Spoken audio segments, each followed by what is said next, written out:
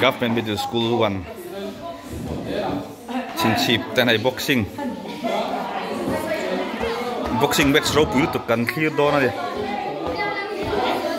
chuan tuna hian he class 5 to pang pahnih ai nek do na en tu hin tam khop mai he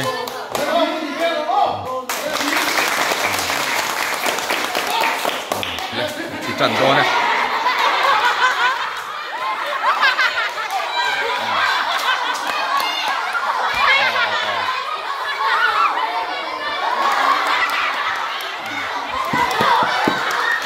ai hệ tốt thế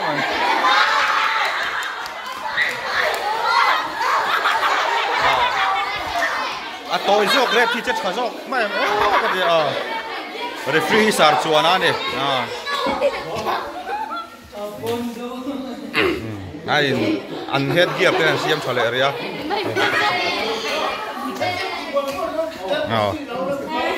headmaster thì đang tụi tên xí lạ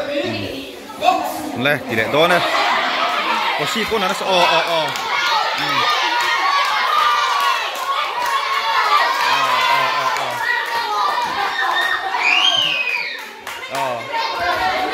tệ do khi đang ngầm do mày ngủ đông khóc mày tệ do khi Emmanuel lên nhá liền do khi Marina nhá ole tệ đó nè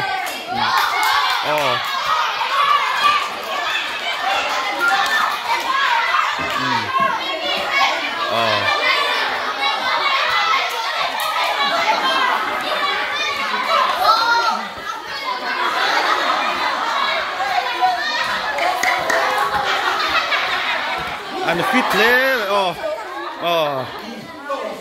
nè sao đấy đủ to kia đây tụi cái chặt dọc khát chú anh tu cho thú đi này tụi nào match đắng anh xem để hai đôi nó player thế vô lâu hay hiện nó cùng bụi tuột lâu đi Becky lâu em in lâu về Becky chắc cái gì em sẽ là what gì Betty chắc cái ring em ring lầu anh lâu về anh in lâu mà sẽ chắc cái ring lầu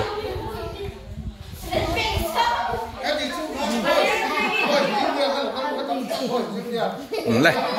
boxing match row pui cái này đó đây he sar chu na po box nal khop mai ai nó lúc avar hi arba'in năm về vir nal lutuk avan puro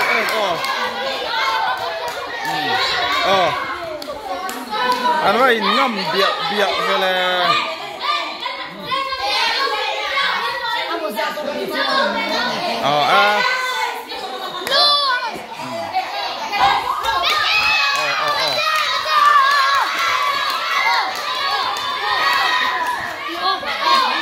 ole avan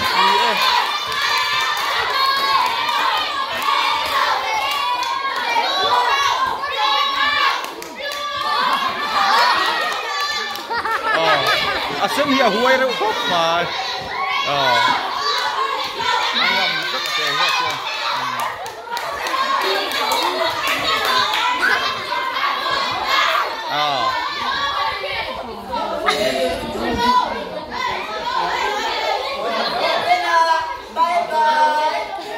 Tiyan an inti na tak mai gitu tu dan an gitu tu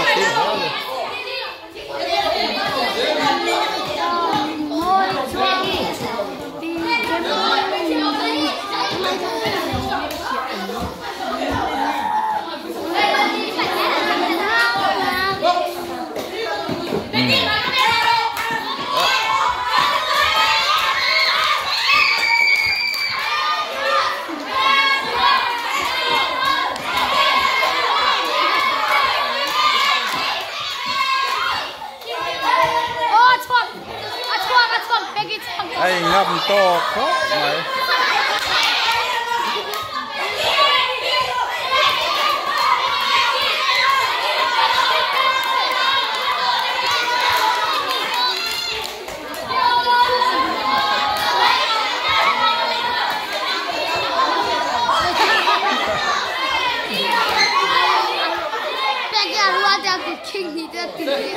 đủ tộc ta ắt chặt lô bốc ăn xe đâu nè